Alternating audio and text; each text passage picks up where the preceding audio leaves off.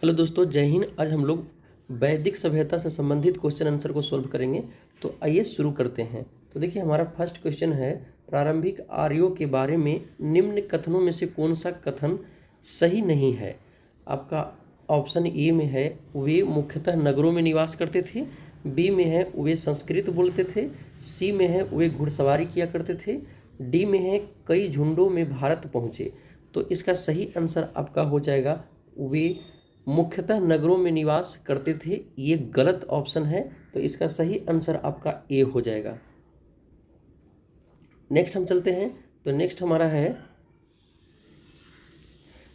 है इनमें से किस फसल का ज्ञान वैदिक काल के लोगों को नहीं था। वैदिक काल के लोगों को नहीं था। ऑप्शन ए है चावल, बी तंबाकू, सी जौ और डी गेहूँ। यानी कि किस फसल का ज्ञान वैदिक काल के लोगों का नहीं था। तो तंबाकू का नहीं था, तो इसका सही आंसर बी हो जाएगा, यानी तंबाकू। नेक्स्ट हमारा है, किस वेद में सभा को नारिष्ट अर्थात सामूहिक वाद विवाद या अनुलंघनीय कहा गया है। आपका ऑप्शन ए है यजुर्वेद, बी है सामवेद और डी है अथर्ववेद और सी है अथर्ववेद और डी है ऋग्वेद। तो इसका सही आंसर जो हो जाएगा आपको सी हो जाएगा, अथर्ववेद। सी हो जाएगा अथर्ववेद। तो नेक्स्ट हमारा है, ऋग्वेद में कुल कितने मंडल हैं। आपका ऑप्शन ए है 7, बी 8, सी 9 और डी 10। तो ऋग्वेद में 10 मंडल हैं, तो इसका राइट आंसर जो हो जाएगा डी हो जाएगा, 10 मंडल। ऋग्वेद में 10 मंडल हैं। नेक्स्ट हमारा है, तो किस रचना में नारी को सूरा और पंसा के साथ 3 प्रमुख बुराइयों में शामिल किया गया है।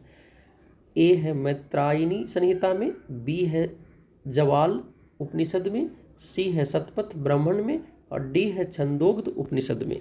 तो इसका सही आंसर आपका राइट आंसर जो हो जाएगा ए होगा, मैत्रायणी संहिता में नारी को सूरा और पंसा के साथ 3 प्रमुख बुराइयों में शामिल किया गया है। तो इसका राइट आंसर ए हो जाएगा, मैत्रायणी संहिता। नेक्स्ट हम लोग चलते हैं। तो नेक्स्ट हमारा है, गायत्री मंत्र की रचना किसने की थी।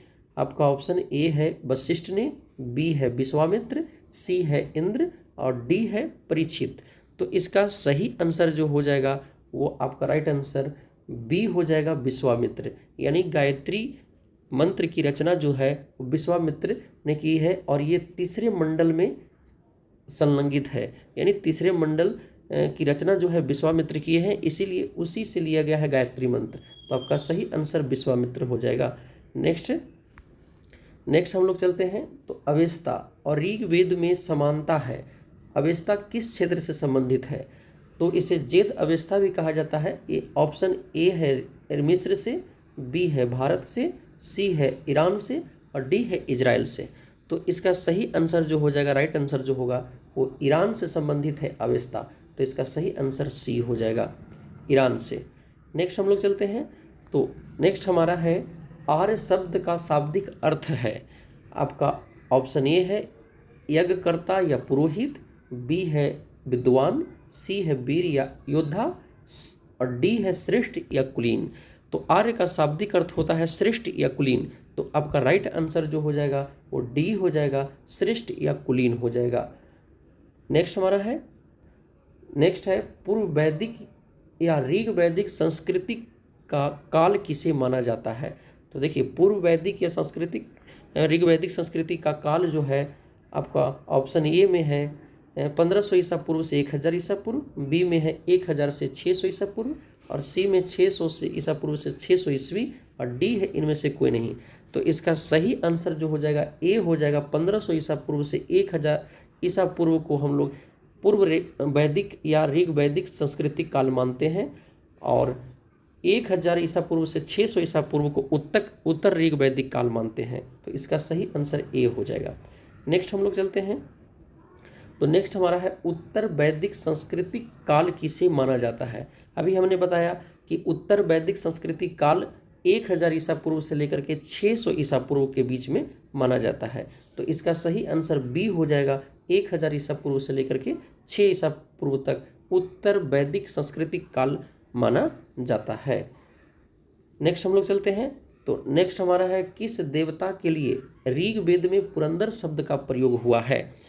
आपका ऑप्शन ए है वरुण, बी है सोम, सी है इंद्र और डी में है अग्नि। तो आपका इसका सही आंसर जो हो जाएगा, पुरंदर शब्द का प्रयोग इंद्र देवता के लिए हुआ है, जो 250 बार का जिक्र आया है। तो इसका राइट आंसर सी हो जाएगा, इंद्र का। नेक्स्ट हम लोग चलते हैं। नेक्स्ट हमारा है शुल्ब सूत्र किस विषय से संबंधित पुस्तक है। आपका ऑप्शन ए है ज्योतिष से, बी है गणित से, सी है खगोल से और डी है ज्यामिति से। तो देखिए शुल्ब सूत्र है वो मुख्य रूप से ज्यामिति से संबंधित है, तो इसका राइट आंसर डी हो जाएगा, ज्यामिति से। नेक्स्ट हम लोग चलते हैं। तो नेक्स्ट हमारा है अस्तोमा सद्गमय कहाँ से लिया गया है। आपका ऑप्शन ए है ऋग्वेद से, बी है यजुर्वेद से, सी है सामवेद से और डी है अथर्ववेद से। तो अस्तोमा सद्गमय जो है ये मुख्य रूप से ऋग्वेद से लिया गया है, तो इसका सही आंसर ए हो जाएगा, ऋग्वेद से, ऋग्वेद से लिया गया है। नेक्स्ट हम लोग चलते हैं। तो नेक्स्ट हमारा है किस वेद में जादुई माया और वंशीकरण का वर्णन मिलता है। किस वेद में जादुई माया और वंशीकरण का वर्णन मिलता है। आपका ऑप्शन है ए सामवेद, बी अथर्ववेद और सी ऋग्वेद और डी यजुर्वेद। तो जादुई माया का जो वंशीकरण इत्यादि का जो वर्णन मिलता है वो अथर्ववेद मिलता है, तो आपका राइट आंसर बी हो जाएगा, अथर्ववेद में, बी हो जाएगा अथर्ववेद में। नेक्स्ट हम लोग चलते हैं। तो नेक्स्ट हमारा है ऋग्वेद में सबसे पवित्र नदी किसे माना गया है। आपका ऑप्शन ए शत्रुद्री, बी सिंधु, सी सरस्वती और डी परुशनी। तो देखिए ऋग्वेद में सबसे पवित्र नदी जो माना गया है वो सरस्वती को माना गया है, तो इसका राइट आंसर सी हो जाएगा। इसका सही आंसर क्या होगा, सरस्वती हो जाएगा, सी हो जाएगा। नेक्स्ट हम लोग चलते हैं। 3 क्रमों या पगों में तीनों लोक को माप लेने के कारण किसे उपकर्म कहा गया है। यानी 3 पैर से तीनों लोक को मापना ही उपकर्म कहा गया है। आपका ऑप्शन ए में है सूर्य, सावित्री और सी में है मित्र और डी में है विष्णु। तो इसका राइट आंसर जो हो जाएगा वो डी हो जाएगा, विष्णु हो जाएगा। यानी विष्णु भगवान को तीनों पैर से तीनों लोक मापने की जिक्र किया गया है और ये वेदों में उपकर्म कहा गया है, तो इसका सही आंसर विष्णु डी हो जाएगा। 17वां क्वेश्चन है पुराणों की संख्या कितनी है। पुराणों की संख्या कितनी है। आपका ऑप्शन ए 18, बी 19 और सी 20 और डी 21। तो देखिए पुराणों की संख्या जो है वो 18 है, 18 पुराणों की संख्या है, तो इसका राइट आंसर ए हो जाएगा। नेक्स्ट हम लोग चलते हैं। तो नेक्स्ट हमारा है वैदिक धर्म का मुख्य लक्षण इनमें से किसकी उपासना था। आपका ए त्रिमूर्ति का, बी प्राकृत का, सी पशुपति का और डी देवी माता का। तो वैदिक धर्म का मुख्य लक्षण जो मिलता है वो प्राकृत की उपासना से मिलता है, तो आपका सही आंसर बी हो जाएगा, प्राकृत की उपासना से। तो आपका राइट आंसर बी हो जाएगा, प्राकृतिक से। नेक्स्ट हम लोग चलते हैं। तो नेक्स्ट हमारा है निम्नलिखित में से वह दस्तकारी कौन सी है जो आय द्वारा व्यवहार में नहीं लाई गई थी। निम्नलिखित में से वह दस्तकारी कौन सी है जो आय द्वारा व्यवहार में नहीं लाई गई थी। आपको ए आभूषण, बी बढ़ईगिरी काष्ठकारिता, सी लोहार या लोहारगिरी और डी मृद भांड या पॉटरी। तो इसका राइट आंसर सी हो जाएगा, लोहार या लोहारगिरी का व्यवहार रूप में नहीं लाया गया था, तो इसका राइट आंसर सी हो जाएगा। नेक्स्ट हम लोग चलते हैं। नेक्स्ट हमारा क्वेश्चन है आदि काव्य की संज्ञा किसे दी जाती है। आपका ए में है महाभारत, बी में गीता और सी में भागवत पुराण और डी में रामायण। तो आदि काव्य की रचना जो है, आदि काव्य की जो संज्ञा है उसे रामायण को दी जाती है, तो इसका राइट आंसर सी हो जाएगा, रामायण, सॉरी डी हो जाएगा, रामायण हो जाएगा इसका सही आंसर। नेक्स्ट हम लोग चलते हैं। तो नेक्स्ट हमारा है निम्नलिखित में से कौन मूलतः जल या समुद्र का देवता था। तो वैदिक युग में जल या समुद्र का देवता मुख्यतः कौन था। तो ए में है वरुण, बी में मित्र, सी में इंद्र और डी में नासत्य अश्विनी। तो इसका राइट आंसर जो हो जाएगा ए हो जाएगा, यानी वरुण को जल या समुद्र का देवता माना जाता था, तो इसका सही आंसर ए हो जाएगा, वरुण हो जाएगा। नेक्स्ट हम लोग चलते हैं। नेक्स्ट हमारा क्वेश्चन है पतंजलि कौन था। आपका ऑप्शन ए है मध्यमिका संप्रदाय का एक दार्शनिक, बी है पाणिनि के संस्कृत व्याकरण अष्टाध्यायी का एक टीकाकार, सी है योगाचार संप्रदाय का एक दार्शनिक और डी है आयुर्वेद पर एक पुस्तक लेख। तो पतंजलि कौन था? इसका राइट आंसर जो हो जाएगा वो आपका बी हो जाएगा, पाणिनि के संस्कृत व्याकरण अष्टाध्यायी के एक टीकाकार थे पतंजलि। तो इसका सही आंसर बी हो जाएगा। नेक्स्ट हम लोग चलते हैं। तो नेक्स्ट हमारा है उत्तर वैदिक काल के वेद विरोधी और ब्राह्मण विरोधी धार्मिक अध्यापकों को किस नाम से जाना जाता था? आपका ऑप्शन ए है श्रेष्ठ, बी है जजवान, सी है श्रवण और डी है अथर्वन। तो इसका राइट आंसर जो हो जाएगा वो श्रवण हो जाएगा, सी आपका आंसर सही हो जाएगा, श्रवण हो जाएगा। नेक्स्ट हम लोग चलते हैं। तो नेक्स्ट हमारा क्वेश्चन है भारत के किस स्थल की खुदाई से लौह धातु के प्रचलन के प्राचीनतम प्रमाण मिले हैं? आपका ए है कौशाम्बी, बी है हस्तिनापुर, सी है तक्षशिला और डी है अंतर्जिखेड़ा। तो भारत के देखिए स्थल की खुदाई से लौह धातु के प्रचलन के प्राचीनतम प्रमाण मिले हैं जो अंतर्जिखेड़ा से मिले हैं, जो वर्तमान उत्तर प्रदेश में स्थित है। तो इसका सही आंसर डी हो जाएगा, अंतर्जिखेड़ा। इसका सही राइट आंसर डी हो जाएगा, अंतर्जिखेड़ा। नेक्स्ट हम लोग चलते हैं। नेक्स्ट हमारा है कौन सा वेद अंशतः गद्य रूप में भी रचित है?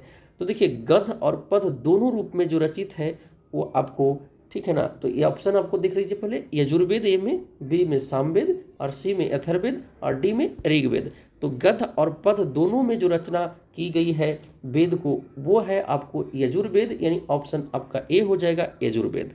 राइट आंसर ए होगा यजुर्वेद। नेक्स्ट हम लोग चलते हैं।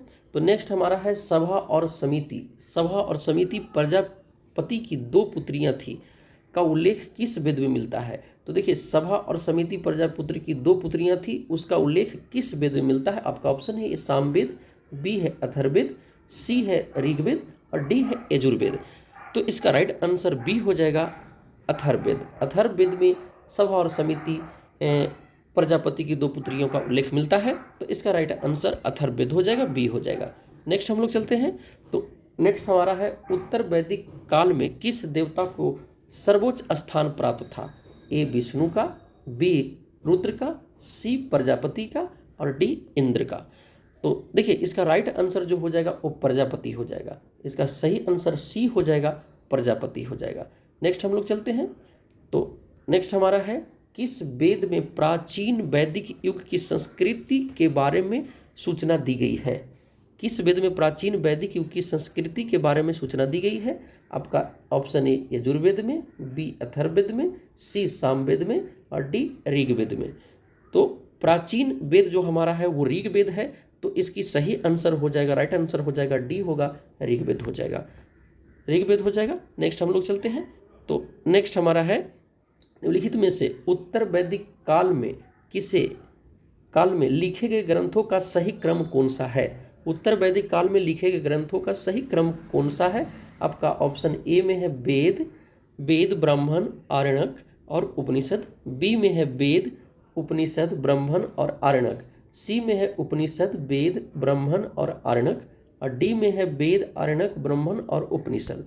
तो इसका सही आंसर आपका जो हो जाएगा वो ए होगा, राइट आंसर जो हो जाएगा ए होगा कि वेद ब्राह्मण आरण्यक और उपनिषद। इसका सही लिखे हुए क्रम सही है, तो आपका सही आंसर ए हो जाएगा, ए हो जाएगा। नेक्स्ट हम लोग चलते हैं। तो नेक्स्ट हमारा है निम्नलिखित में से किसका संकलन ऋग्वेद पर आधारित है? निम्नलिखित में से किसका संकलन ऋग्वेद पर आधारित है? ऑप्शन है आपका ए यजुर्वेद, बी है सामवेद, सी है अथर्ववेद और डी इनमें से कोई नहीं। तो देखिए किसका संकलन ऋग्वेद पर आधारित है, यानी कि ऋग्वेद पर सामवेद का संकलन जो आधारित है, इसमें 78 ही सिर्फ एक इसका न्यू श्लोक है, बाकी सारे 1549 में से सारे के सारे 1549 में से 78 सिर्फ इसका न्यू है, सामवेद का है, बाकी सारे ऋग्वेद का है। तो इसका सही आंसर बी हो जाएगा, सामवेद हो जाएगा, यानी राइट आंसर बी हो जाएगा, सामवेद।